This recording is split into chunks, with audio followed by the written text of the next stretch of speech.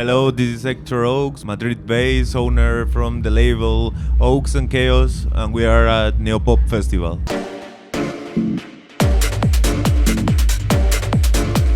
Rinse France termine sa deuxième journée pour le Neopop Festival. On est toujours super méga giga verrouillé avec nos artistes préférés, parmi lesquels une légende que vous connaissez forcément, Hector Oaks pour Rinse France.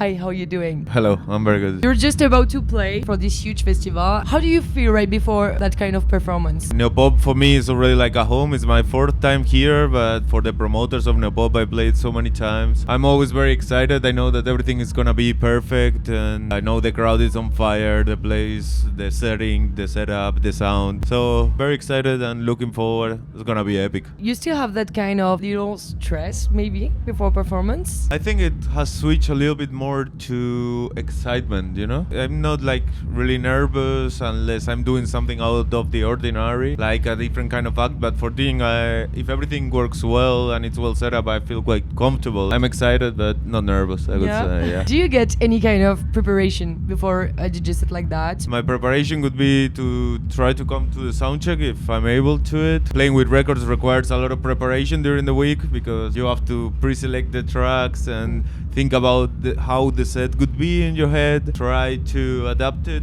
to the situation and let the people to the place that you want them to go. So you just prepare like the beginning or some stuff like that? I have several options, and then I improvise, What kind of option first tonight? Freddie K is playing like quite fast and he's playing really techno, and that is something I thought about, so depending on the setting I could go for more songs or varied music if it could be like a more pop oriented festival, but I know that this is proper techno festival that the people expect techno, so of course there will be a little bit of everything but a lot of techno. So you said this was the fourth time you play here. Does Neopop Festival represent something in particular for you? Well, I really appreciate that they always have been able to keep the balance between bringing some big names, something trendy, and bringing always the classic, really proper stuff that influence many generations and many of the artists that are rotating a bit more. I really appreciate that they respect the scene, the legends, they know what they are doing, you know? According to me, you became like one of the legends, you know, here. Thank you. And I heard you started mixing DJing at like 15, something like that. How do a child discover, you know, like how did you came to it? Obviously, like through friends that they were older, you know, Yeah. and they had the turntables and I was just very impressed about it, and I just went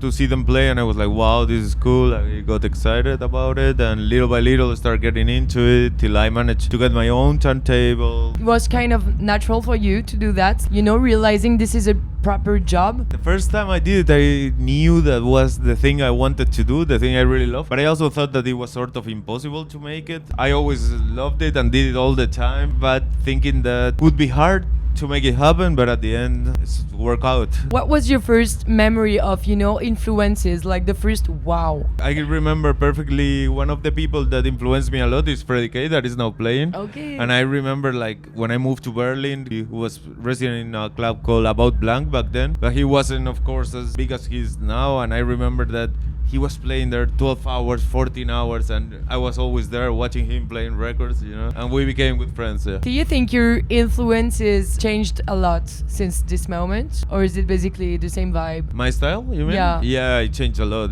because back then I was only techno focused, and after that I started working at the second-hand record store, and I discovered all the other styles of electronic music. And little by little, I put them inside my set. I am always trying to develop in a certain way, you know, sometimes I go more to one side, sometimes more to the other, and always try to keep it fresh and innovating, also suitable to the situations I'm playing. For example, I wouldn't play the same way if I play in Bassiani or in Berlin as if I play in a festival for 10,000 people. Considering all this beginning, when have you decided to move to Berlin and why? Back then, I think that it was very hard to make it anywhere else. Berlin was obviously the place to be. Yeah. I managed to move there. I learned sound engineering in Madrid and I got an Erasmus. So that was like my door to be able to stay in Berlin. I knew that if you wanted to do it, you will have to move there back then it was almost impossible to make it anywhere else. I think nowadays it's easier because of social media and so, because this was like 2013, social media was starting only. Yeah, you know? yeah, sure. And now you decided to move back to Madrid. Can I ask you why? I think that the main reason is that I didn't have that much time to enjoy Berlin as I used to. All the good things of the scene in Berlin, I mean, they were there, but I couldn't take advantage of them as I used to. And I think that Madrid, for example, for traveling is a better place, and I can still go to Berlin all the time. It's not that far away. My apartment was too small and I had too many records, and my studio was outside. And I found this nice apartment in Madrid where I can have everything together, and it felt sort of natural. Yeah. It's just home, finally. Yeah. I felt always at home, to be fair. Yeah.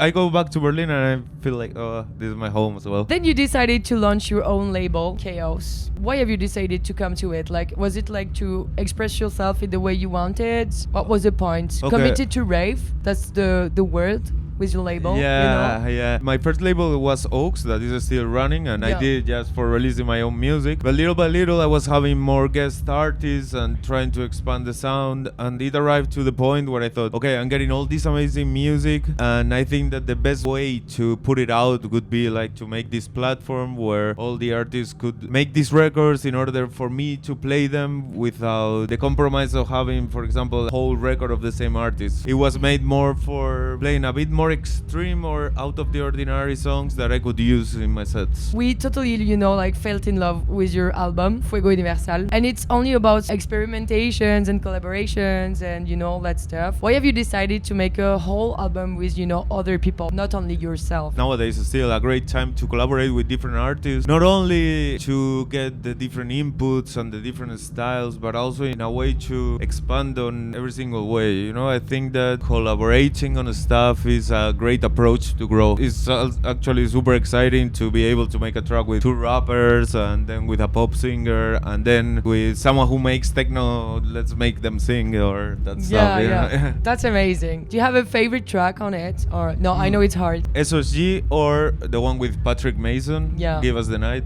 Yeah, that one is very special. I still remember when we did it in the studio, that was like, he came one morning and in 2 hours he was there, you know, and Patrick is such a characteristic special artist. I remember him singing the main part and the studio was like shaking, you know, the energy was crazy. We were both so excited there playing at the same time. Incredible moment, yeah. What have you learned from all those collaborations? First thing that I learned was to make things in a more pop format or pop language, because I was very used to make everything in techno code. The tracks are more loopy with no beginning, no end. So I learned a lot about the radio edits, Spotify edits, and also that when you work with people, you also have to let go some parts of yourself in order to take parts of the other, and that's how you create very characteristic, unique stuff of the music. Music for you is always, you know, like new challenges. Like I think about this album, I think about one time I saw you with Richie Otin, you know, with 4 decks playing face on face, back to back.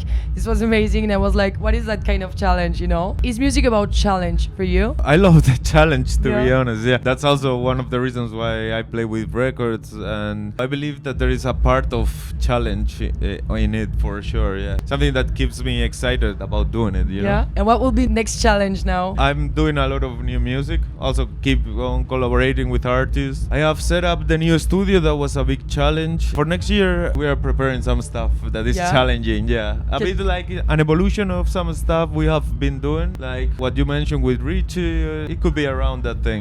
Okay, do you have a new word for Rinse listeners that are loving you as much as we do? Thanks a lot for your support and keep it well.